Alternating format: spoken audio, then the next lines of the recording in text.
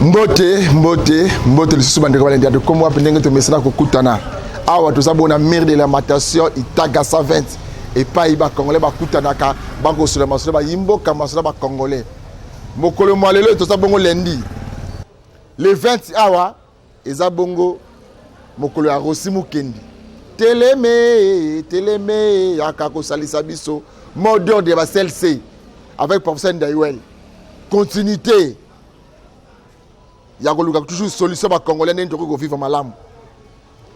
Lelo awa tant que bande rebara le bateau qui pouvoir au épée sami pacifique. Est-ce que boyebi que définissez mot pacifique l'axinine 1992 le 16 février 2020 le 16 février vous rappelez bien nini dans le fan de rakaka te pouvoir so mangi pacifiquement pacifique mot pacifique l'axinine bile ba de le poto boye pour l'axabiso ngoti. Mais il y a un ennemi à l'okuta, ils ont mis colo. Dans le Iboya, ennemi à l'okuta, ils ont mis colo. Les autres fans de Torbet l'Isola, entreprise, il y a Congo, entreprise, il y a Congo. Dans quelqu'un de Snell. Dossier Snell. Allô? Déjà Snell, le Binin. Le 40 millions de dollars. Et l'Imoué. La caisse à l'État. Et Kewap. Snell, ils ont 5 ans, 20 ans. Bafuta Maraté, Bazape engagé. Banda Félix Chilombo Tshisekedi dans un pouvoir. Tilelo, attaque compagnie, c'est la tongue, c'est la mité. Mais il va monter que 40 millions, 15 millions, 200 millions. Les Congolais, ils ont tiré la classe à Batumoro Boya. Dans le bien, les Congolais, ils ont tiré la classe à Batumoro Boya. Tu l'as dit, il y a la vérité. Il y a ma camba Snell, 40 millions et Kewapi. Et puis, il y a tout le monde qui musicien, il va foutre dans Snell, musicien congolais. Alors, mis solo comme directeur à Snell. Dossier en Angola, la garantie, l'autre connaît dans le Congo. Musicien mort à Congo, alors comme directeur à Snell. Ma camarade, besoin de non? Musicien mort à Congo, alors comme à Snell, comme directeur à Snell. Bon, on a Zouakango. Attaque Nani, Azanani, Moutangonan. Parce que trop c'est trop. To telemi, Congolais n'y a pas mis au gant. Tout le monde a mis au zate. Il faut justice. Bandeko yo ba gérer appareil judiciaire wana. Donc il y a réalité. Hein? Donc avant ils ont comme prêté. Hein? Tu as répétition il faut de tikayango. Donc il y a réalité. Tu rebelles sur le système national Snell, tu rebelles sur le national Onatra. Oyo moto moko boye ba très ba zo la sur ba Facebook na WhatsApp. La machine est sommée, ba très sommée à Sika. Mais là mutu moko sombi train à Yemoko. Donc très comme ya mutu. Et ça aller retour mon écoute la poche dans la famille naï. Dans le Iboya très urbain. Na we que na Congo central. Mutu somba train na yé. Donc bon que na poche ya mutu. Tout ça on attend. To kotika binote, to la karabino. So bo kanisa ngende ko les comme député to permis boko samine de konanga liste de quoi liste système les autres kala et ko continuer le ko moto. Mais awa to se mettre ma solo, il y a médecin général, direction, il y a pédiatrie, il y a Kalembelembe, il y a Kinshasa. Oh ils ont dirigé et pas à congolais pe. Hein? Ils ont dirigé et pas à congolais. Boyo ka ba vérité, ils ont ba pour la pédiatrie wana à Kalembelembe. Bande ko pour ça. Vous à l'aise. Vous à l'aise. Nini, bon, tu vas demander papa. Tu vas demander papa. Oh, mbote papa. Mbote. Bonne santé. Moi malam. Oui, au tali caméra na biso to yeba. Nini o même bilona bureau na biso to comme wapi. Ya solo eloko memi bisa pour injustice et l'équipe trop. Oui. Injustice et l'équipe trop ba le but comme dans état de droit. Mais état de droit ngo na ba entreprise ba cha batu baza ko ndoko la batu. To ye awa parce que omoni ba maman oyo bazali ba agent ya Kalembelembe. Kalembelembe, il y a balabala de pédiatre. Pédiatrique de Kalembelembe, dirigé par Dr Akeli. Batato au moni boye, bakomela ki bango action disciplinaire. Action disciplinaire wana ezalaki mal orienté et l'équipe au biso na l'état totambola na mibeko. Et l'équipe plus de 7 mois ba clôturer dossier tombé kadik. Mokanda yango to komela ki secrétaire général pour la caducité, il y a dossier. Secrétaire général, il y a vu la santé, a Tindi, docteur, à cette époque, les amis, docteur Lukombe. A Tindi commission, parce que ça là, enquête na Kalembelembe. Quand on va faire l'enquête na Kalembelembe, le dessin directeur, il y a que le dossier est tombé, il dit qu'on respecte la procédure, mais le dessin directeur, ils peuvent clôturer l'action disciplinaire. PV de yango classement sans suite il y a dossier. Après classement sans suite à dossier, à Saliba reprise des services il y a bateau. Il faut battre bazonga na musala. Curieusement, après si ordre na AG nae, AG wana komone nani monsieur Mataka. Des zongi sa bateau na musala. Aye Mataka yebisi bango boya après 3 jours. Après 3 jours bateau baye azoti na bango na secrétariat général la service à contentieux. À quel service à contentieux bazo pesa bango commission d'affectation au etindi commission d'affectation yango. Commission d'affectation collective au etindi bango na ba centre sous. Et pourtant la zone sabino qui na biso na l'état tout temps on a demandé que ce qui dossier est tombé caduc action sous c'est que ça la maté après caducité à dossier wana. To comme secrétaire général ba recours wana e kota kamé ce qui bibi na secrétaire général était na première direction et moi na rasouté. Et bungi et comme il pas batina qui bango pas monsieur Deyo na madame Clarisse monsieur Deyo zana to kena mal monsieur Deyo na madame Clarisse ba bazina service ni bazana service à contentieux ya secrétariat général la secrétariat général bango ta ba ko sala enquête na secrétariat général est ba kuta ki ba fait o ezina mikanda o ba fongola ki action disciplinaire pour na bandeko eza réellement makambu ya solo to lukuta bon na kati nango ezala ba makambu susu eza imaginaire. Mais la carte na bango nyonso boye ezala mamususu ezalaki na ba fait réel. Mais ce que ba fait réel wana ezaki nini? Ba respecter procédure nango te. Parce que biso na l'état ceux qui va fongoler l'action disciplinaire ba clôturer kango après 3 mois. Ceux qui clôturer après 3 mois te. Quel que soit motif ou mutaza nango dossier sali nini est tombé kadi. Faut zone sa mutwana na musala. OK, to ce papa. Papa Mbote? Mbote. Oui, papa yo zaki kuna na pédiatrique kuna na kalembelembe. Yo zana musala ni. Quand des sensibilisateurs ya hygiène hospitalier. Oui. Na hôpital pédiatrique Kalembelembe. Yo ce bakangona, yo bakangona infraction pour acho mupanzi. Nga bakanganga infraction habité na occasionné sortie ya malade. Oui. Et puis idaki alukuta buseleru wana zana mbetu ya hôpital. Alors Sambi isili bakomilika mukanda ya demande d'explication. Demande d'explication sur 2 jours boy mbalamoko ou répondre allez na kuza mukanda ya suspension. Donc fin de prestation. Voilà nyo ce que pas directeur, j'ai pas AG carrément comment on a Mataka. OK. Mataka nan. AG titulaire. Oui. Max AG titulaire. Donc Max Mataka, c'est ça. Oui. Alors na salaire recours du sous ba réponse ya été ba tibiso na disposition biso nyonso à peu près 8 ou 8 na disposition ya Croix Rouge pour la compétence puisque Croix Rouge ndé azali mokozi na bango kuna na hôpital pédiatrique Kalembelembe to bandi ko kende kuna kuvanda il paraît que hier président ya Croix Rouge a dit non bato malamu il fallait pas kende dans secrétariat général pour bazaba fonctionner ya l'état wapi na mukanda wana ndenge ndeko uti kuluba nde taba monika disité wan bazali commission bakekuna so balambi bango ndenge nini tuyebite bakomi ko permettre bato mais tant ba permettre bato na hôpital na bato kende kuna babi dans commission yo ezali mabe commission ezali malamu te izi malamu orke ba mitaki ba signature ala iboyi bino balebike Boussali Mabe, nde batibuli na disposition ya Croix Rouge. Oui, ba attendre bino batela makambo salaki. Mais boni ba affecter bino sur place mususu na comprendre tes place nazo comprendre malamu pena. Mais yango wana pe biso toza ku faire comprendre yote, biso pe to yebite. Yango wana ye oui. Olobili na biso akoluba place yango. OK, papa, yeza président syndical. Yozo sorti siko kuna ngana za mama yemo oui mais nga syndicat la ngande eza kuna nazo défendre bango OK siko tango bakadicité ekwei AG wana Max atindi bango na secrétariat général bapesi bango commission d'affectation. C'est une fausse commission d'affectation. 3 jours après bakopesi bango commission d'affectation, c'est une fausse commission d'affectation parce que secrétaire général oyo aza kuna kombo na ye Lukombe. Mais bango awa ba commis docteur Lokombe bana watudi Emmanuel. Mais si comment pardon papa Simabo ce que otali siko signature à docteur Lokombe eza imité. Ils ont imité parce que le combe a signé à bon côté. T'as la signature à docteur Locombe. T'as la signature à docteur Locombe. Oui, bazomona bazomona ba aventure ozosa malamboka na biso Congo. T'as la signature à docteur Locombe. Oui oui. C'est que docteur Combo na ya solo pena ezali Lukombe.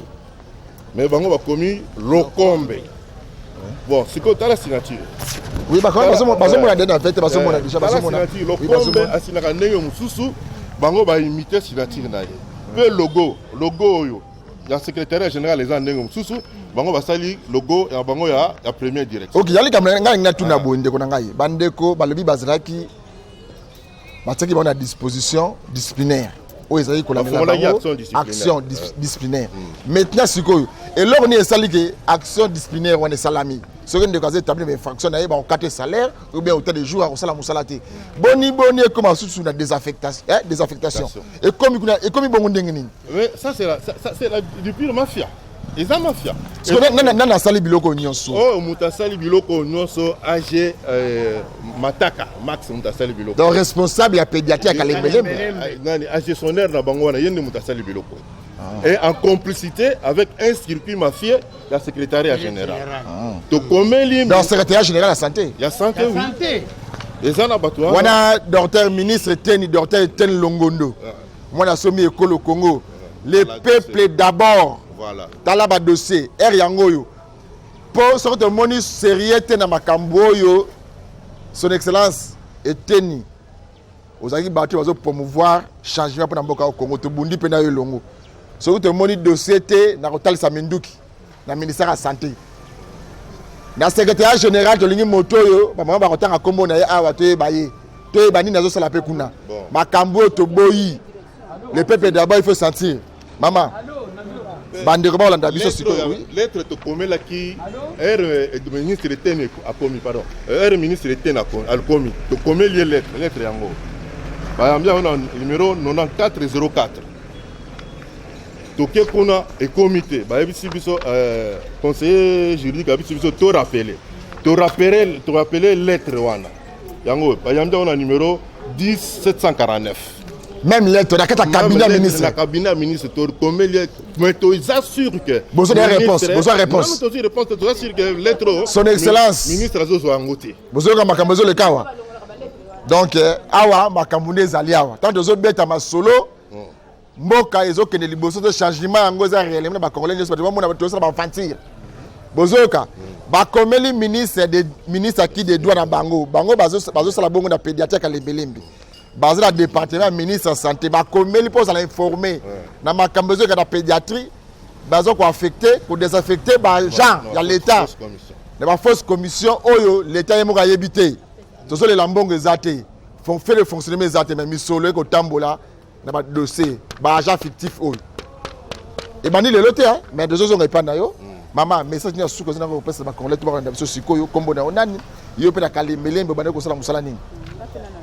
Merci papa pour na parole na yo pesi ngai nazali mama lama nazali ko sala na Kalembelembe na service ya mouvement na réception de likambo e komeli biso ngai en tout cas na yebi eloko moko te.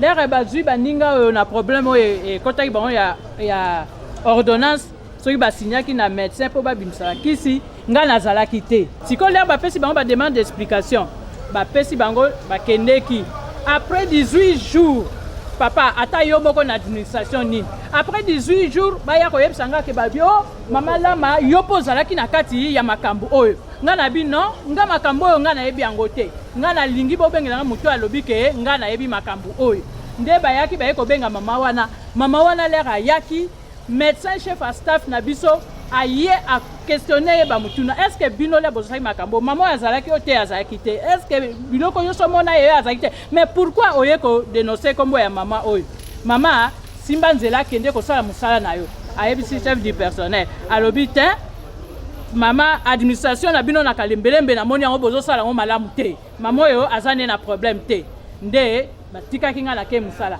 après 5 jours na ya komona basalinga nini permutation interne kati ya musala siko babi na ngai mutu na zosa na réception na longwa na réception attaque chef de bureau na longwa na kende ko kombolaka na bi na problème ni na onga na kende ko kombolaka na zimu kandona na matinga bi ngai na ko yiko kombola te po kanginga pe na motif moko te na sali pe eloko moko te en tout cas na ko sala ngote nde na ye ko sala recours l'air na ye ko sala recours nanga na komeli bango na makambo ndenge wana basali bazongi singa te tina moyo bazongisa kinga réponse moko ya recours te de te ko zo dossier te ko pesa on a ke ko pesa on pas syndicat bino eza normal te ba ko zo biso batindi biso na Croix Rouge ndenge papa lobi président Croix Rouge lobi te makambo eza normal te yo attaque chef de bureau yango problème ni nango yo zo liba ke ko changer yo mbala moko boda boy eza normal te mama makambo to kotalela ngo bien de batika makambo yo nde yango ti lelo yo tozo continuer na lettre ya reprise ya service ya permettation ou bien ya musala oyo bande kosala liboso musala nazosala liboso kana kalemelembe kuna siko bozongi te mpona nini tozongi te papa ye après le tokomi bayambi biso babio bino sikoyo boya mercredi mpo boya kobanda musala na bino bon tosimizela tozongi mercredi wana lere toye age mataka azoyebisa biso te bokene na bureau ya contentieux kuna na secrétariat et pas odeyo bokene ozwa ba lettre moko boya na opeya bobanda musala biso l'air toye ko kende kuna et pas na secrétariat et pas ya odeyo yango toko makuna komi ko bana biso omoni ndenge ezali awa bino ndenge bozwi problème na chef na bino bozonga susu kuna te bakosala bino permutation bolongwa kaka sino te boza ko attendre biso toza ba gens ya l'état lokola bamoni biso toza na problème te yango babina biso tozonga musala et bon yo zolo bana biso pona nini après to mona kaka abime biso ba affectation wana affectation papa banana kenda nango esika batinda kingai ba boyango mutu nyonso esika to kenda balobi oyo eza affectation te ndenge nini bato baza kutu na instance d'affectation baza ko ba affectation baza ko kozwa misala te et bon bino bozo sa na kati ya hôpital na kalembelembe problème ni nango bino bosali oyo bazwa ba affecter bino ba affectation ba tuté ndenge ni basali eza faux mama bozonge pas syndicat na bino akende alandela makambo. Ok, message sukani ko pesa ba konle to ba kolanda biso sikoyo bayeba nini ekoleka kuna na pédiatrie kalembelembe mobulu nini eza kuna na kati pesa message na bandeko to ba kolanda biso na ministre ya santé yango pe ya le peuple d'abord il faut landa makambo parce que to lingi ba biloko zo na mboko Congo te mama biso to bundaki na mboka oyo biso to ba journaliste était autre ça élément na yo na zo na bombi na la chef ya pédiatrie kalembelembe pona liam bongo te ekoleka na zo ba boyi to lingi alanda ayeba vérité des choses makambo ekoleka na pédiatrie kalembelembe message na ya sukeza bopo na zo yebisa ba peuple congolais na bato bazo sa misala en tout cas administration na kati ya hôpital na biso ya kalembelembe ezate soki administration ezalaki nde makambo nyonso e comité pona nini bango bazo sala makambo oyo esengeli te bato oyo bango batinda bango na hôpital wana biso nyonso toza ba gens de l'état mutu moko atonga hôpital wana kalembelembe asali te siko bango bazo longolaka biso na hôpital bango nde batikalaka bango basali déjà combien d'années wana esika bango bazali depuis soki combien bazakaka wana bango balongola bango te mais biso balongolaka biso na musala na likambo na problème ozate musala procédure na musala ezali bapesi yo demande d'explication bakopesi yo blâme ezalaka te avertissement ezalaka te donc nayebi te ministre ya santé oyo aye sikoyo aza mpona changement papa il faut tala ministère ya santé malamu bopito na bohôpital atala ba AG ba médecin directeur ndenge nini baza koconduire administration na bango na kati esika baza kosala po ezalaka te. Ok mama pusina boye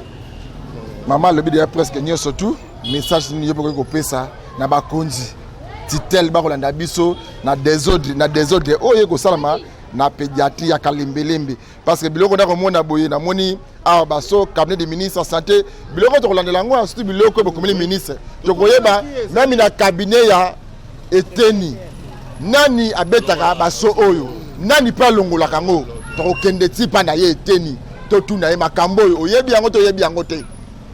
Maman, message, ne pas connaître tout le monde biso. Aïe, maman, Nganga Nicole. Na sali presque 11 ans à l'hôpital Kalembelembe, na salle des urgences. Na sa infirmière, na traitera bana. Likamwana ye awa liboso ya ndeko Eliezer, eza injustice o ezo sala na hôpital Kalembelembe. Na travers na service wana na tika ko demande d'explication te, blâme te, loko moko te. Na 2017, ngai na bimaki garde. Nazo kende ndako na ngai.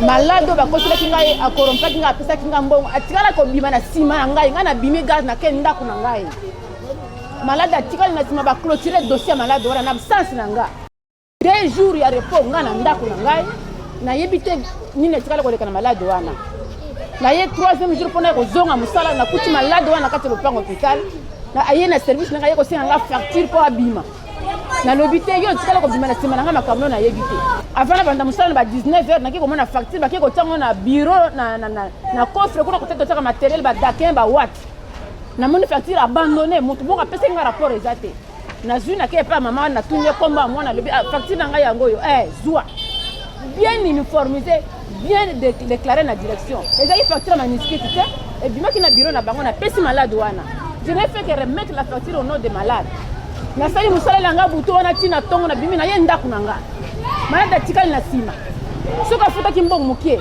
soki afutaki mbongo ebele etali nga te nazalaki mpe te nga mpe nazalaka mbongo na kesi te 2 mois plus tard na kati ya grève légale oyo l'état a décrété grève ya bainfirmier na ndako na nga nayoki coup de téléphone age mataka wana azobenga ngai yaka mbango na hôpital toza na posa na yo ngai naza na grève légale na hôpital nakosala nini natuni maître avocat nanga alobi te ekende nano nakomi na hôpital bazobisangaki aza na malade andimaki 2 mois passé na kombo na yo ofutaki mbongo incomplet nalobi nga makambo wana nayebi yango te batuni nga mituna nayebi te bayokisanga demande d'explication na 20 jours nga na répondre demande d'explication na 10 jours badocument nyonso naza nango na ndako bafandisi wana ndako 6 mois nalobi naza agent en l'état avec matricule je ne peux pas rester comme ça nde naye kosaisir CG lokombe officiellement na badocument na recours atindi AG deyo na première direction na AG Clarisse baki kosala banquête azwi le téléphone agele monsieur directeur alobi zongisa mwana mwasi wana na mosala makambo wana namoni lettre président Croix Rouge aza na ye innocent monsieur directeur ayebisika boye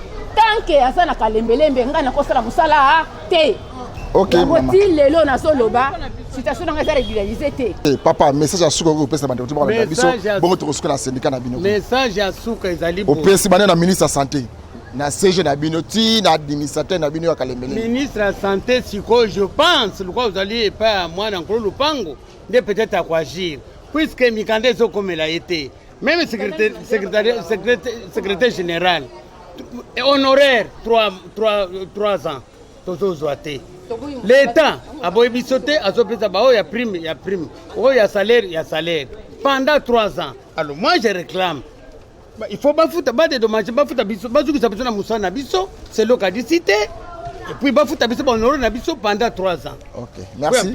Mais c'est syndicat soko pousse na boye puis pousse na boye bon yo soko comme yo za syndicat makambo tu bande ba tu koloba message clé na yo ndenge accompagner bande ko na bino boyende ezalaka na CPL za syndicat nini syndicat des gens publics du Congo. Ok boyende ezalaka ba syndicat bazaka nde boye message ni ya suko zina ko pesa ba congolais nyonso ba na ministre na AG na ministre secrétaire général de la santé donc qui pas AG kalembelembe ayeba ke makambo ya kosala boye bato bazo ba père de famille bazo na bana na Congo na biso wa ba Congo ba momoro kiaku kangiana donc oya yeze ya muninga beza ya muninga donc soko boti bana na 10 sinon tous en vie na charge na yo muto yo zo charge nango azati ba père de famille baza libanda boyi bina ta que syndicat message nous avons pesa bande ko tout wana ba makambo ko la pédiatrie kalembelembe. OK, merci beaucoup pour la parole.